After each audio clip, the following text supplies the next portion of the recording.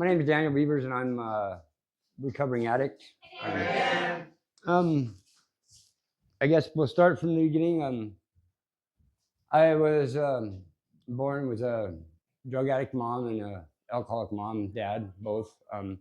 I was brought up in a home with 5 uncles, a great uncle and my mom, and we lived in Ronan. Our house was known as the party house. My mom was a bartender, and every night after work there would be a party at our house. The local PD was usually there, just keeping everybody in check. They would sit around outside the house, and there were pretty big parties and whatnot. And that was, that was pretty much what I remember of childhood, was the big parties at my uncle's house. And that was like when I was 5, 6, 7, 8, 9. We moved out to Woodcock after the house burnt down. And that's when I started drinking when I was 8 or 9, stealing marijuana and doing cross tops and black beauties. Like 10, 11 years old, I was doing acid. Of course, stealing it from my uncles because they always had the hookup. Then just it escalated from there. Just everything. I was like, I was set up for failure, I think, in the beginning, because it was just a generational thing.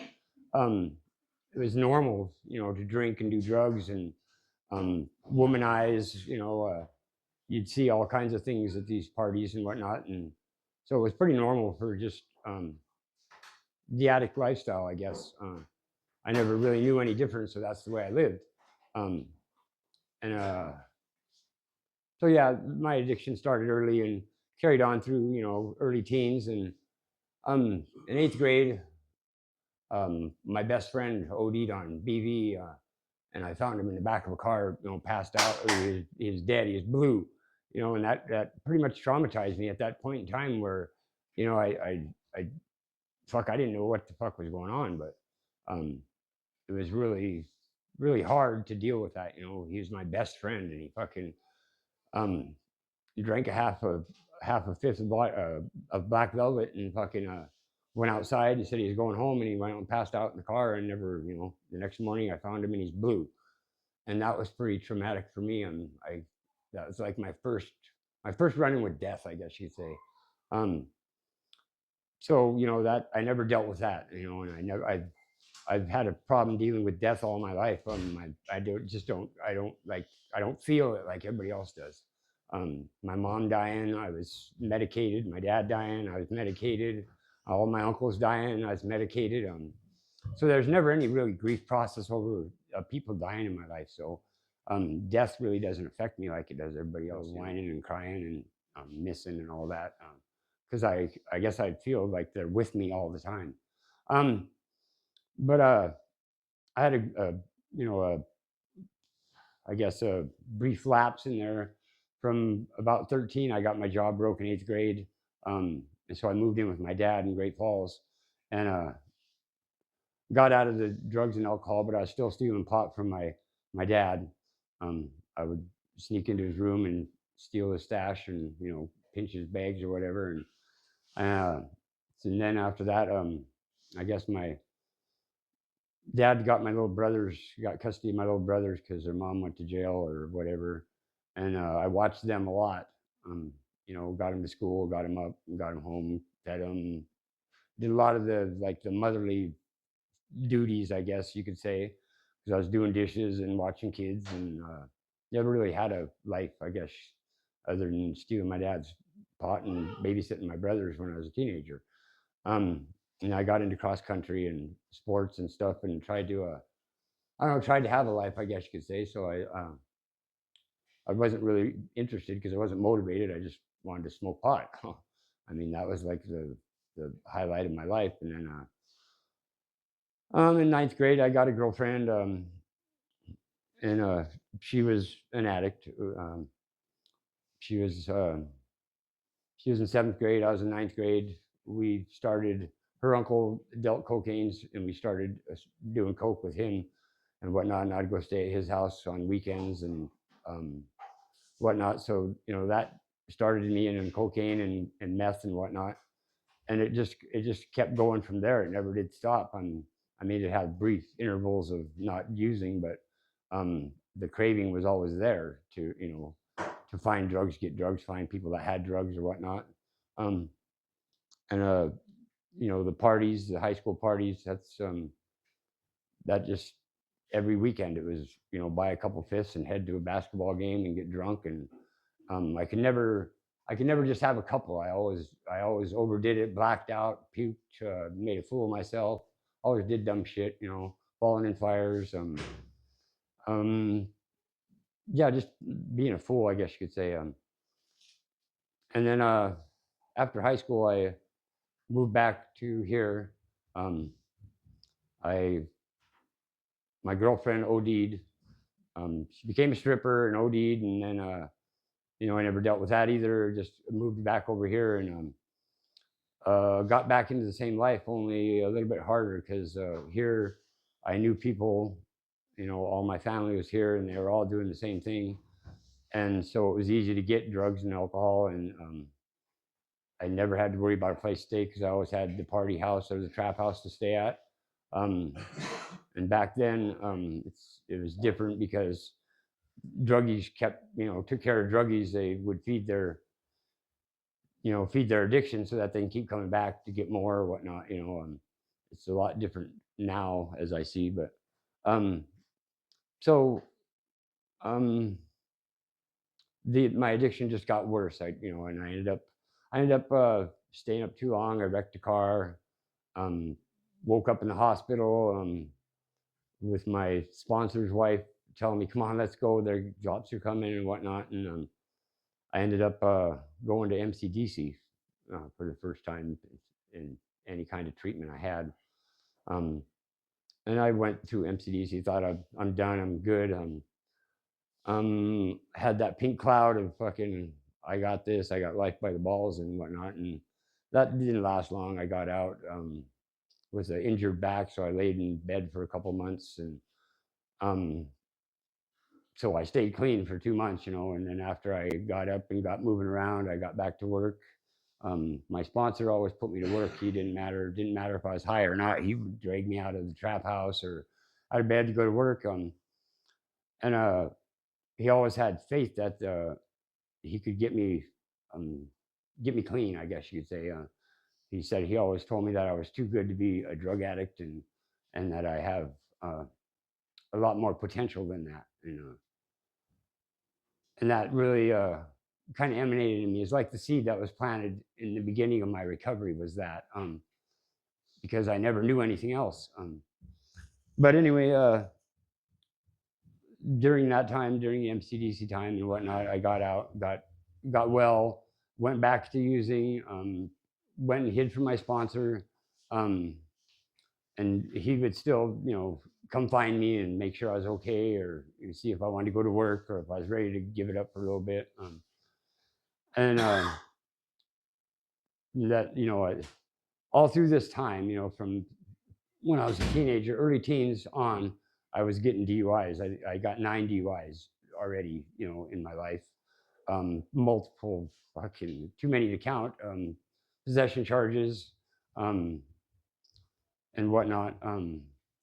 So it kind of, I built this shitty life that I thought was good, and that I thought I could make something of, and it never ever came to pass. I always tried to be the guy that my dad wasn't, and stick with a woman as long as I could, and try to make a life and a family and whatnot. I always picked toxic women that had the same traits, wanted to do drugs and get high and party, whatnot. And they never ever worked out. I mean, two toxic people can't make a relationship, and I never knew that until this go round of recovery, how much of a part I played in all that, and that's a whole different ball of wax there. But so then after MCDC, I got out, got another DUI. After the DUI that sent me to MCDC, I got out, got another DUI, got clean, went through outpatient treatment. And then it went on for, I don't know, a year. A year, I think I stayed clean a year. Then I started smoking pot, and then the smoking pot led to getting high, and then getting high led to getting drunk, getting, smoking pot, and everything back to the same cycle that I was in again.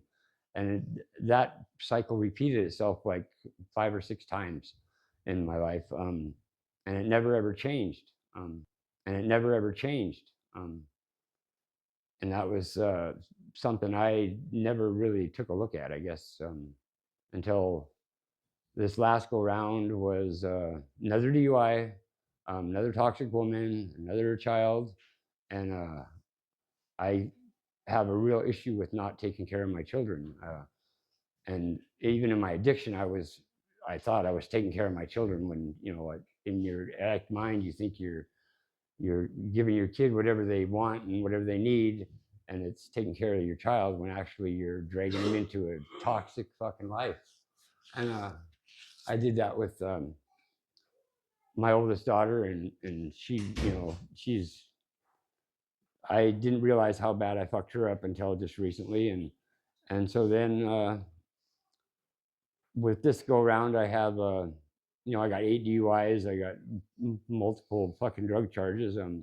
Really have a lot of people in my corner that had faith that I would make something in my life someday, and so I came into recovery after after my 7th DUI. I came into recovery and met Don and Deslin and Jay Brewer and a whole bunch of people in recovery that guided me in the right direction and opened my eyes to a lot of things, um, and planted more seeds and gave me more knowledge of recovery and how bad I was fucked up and blaming everybody else still for how hard life is and whatnot, not knowing that it's all a choice that I made. I make all these choices. Um, and it all came down to what choices I'm making and how come I'm blaming everybody else for my life and the way it is and my upbringing and all that, when I am a grown ass man and I need to take responsibility for my life. Um, so, with all the shitty things in my past and all the shitty things I've done and not taking accountability for my life being the way it was, I started taking a look at all that and making some gradual changes and focusing on where I want to be, where I want to go, um, and start listening to people telling me the more positive things that they see in me rather than the negative fucking piece of shit drug addict fucking person you see yourself as in addiction. Um, and that's pretty much where my journey has led now. I've never had as much clean time as I had ever in my life, being stone cold, clean and sober, um, off anything at all. And it's helping me to reevaluate situations and choices and my life in a better way, and see myself in a better light. I don't see myself as a piece of shit druggie anymore. I see myself as a inspiring role model for others that don't think they can get out of addiction, because addiction does have a pretty tight grip on people, and if you keep letting it get you, it's going to hold you down forever. Um, and I see a whole different person today than I did when I was in active use and going through my life. Today I see a leader. I see a leader. I see a person that apparently knows a lot, but tries to act stupid a lot. Um, I I have I've come to realize that through all my shit that I put my kids through, um, that we all make our choices. Even our kids, they know what their parents been through and they can make better choices. I never made better choices because I always thought that's what the fuck I was going to be, was an alcoholic drug addict for the rest of my life. And so that's what I focused on. There's no way, there's nothing, you know what I mean? And other than being an alcoholic drug addict, that's how you have fun. And watching, for the past 5 years, I've been watching life in my circle change, for the better. Like the generational bullshit that I went through, I was instilling in my daughter and my sons, and watching the difference between them all. My sons are still in active addiction, and my daughter is in recovery. And the way we are growing and our family circle, is growing in a different direction, changing the generational trauma that we've had in our lives that I lived through, and my daughter's seen and lived through and is changing, and my sons are still in it, and they don't have any desire to change. But all we can do is plant the seed and hope that it grows in them. Um, and my life is amazing right now. I'm from that worthless piece of shit drug addict to a maintenance supervisor at the resort is a pretty big step. And that's what pretty much made me realize that I am a leader, because I got put in that position after declining it twice. Um, they just told me I'm taking it, and it's been a journey, because I really don't like bossing people around. I don't like telling people what to do. All I can do is, what do you say? Suggest people do things. If they don't want to do them, they don't want to do them. And it's the same thing in my recovery. You can suggest recovery to people, but if they don't want recovery, they're not going to, grasp the concept of fucking living life without drugs and alcohol. And that's pretty amazing to me. Also, things as an addict, I've always wanted the fucking instant fix to everything. Like I want it now, and I want my life to be better now and whatnot. And for the past 5 years, it's just been a gradual change and focusing on it and be grateful for the little things that you see changing in your life and around you. Um, and by all means, my life ain't perfect now, but it is definitely on the right track. And I have like one uncle left, or one uncle and one aunt left in my family. I have a big family, and we all came from addiction, and so I'm like the top of my family now. So I think I need to carry myself in a more positive way for the little kids that are in my family, so they can see that our family ain't what it used to be. Um, and I focus a lot on that because I got a lot of little kids around me all the time. Um, I don't like kids, but I have them around me all the time. I mean, I'm learning to like them all. But I surround myself with kids because I I see myself, in that. I see like little kids and their behaviors, and knowing where they come from, who their parents are, whatnot, and they're just looking for attention and someplace positive to be, someplace safe to be, um, and that's a lot of it, I guess. Um, so my childhood is, whether I know it or not, that's pretty much my childhood has made me think about the kids in my life right now, and how the things I did to my kids, um, right, wrong, or indifferent, it was done and it needs to be fixed. And all I can do is lead by example, I guess you can say. So that's pretty much my focus in my recovery, and I'm really grateful for my recovery. I'm grateful for my recovery family and all you guys that are fucking doing the damn thing, because by all means, it ain't fucking easy. I mean, we have fun and whatnot, but the daily struggles in our heads is pretty hard, and that's the best part about having recovery families. We can reach out to each other and fucking keep moving forward and trying to get our shit together. But that's pretty much life in a nutshell for me.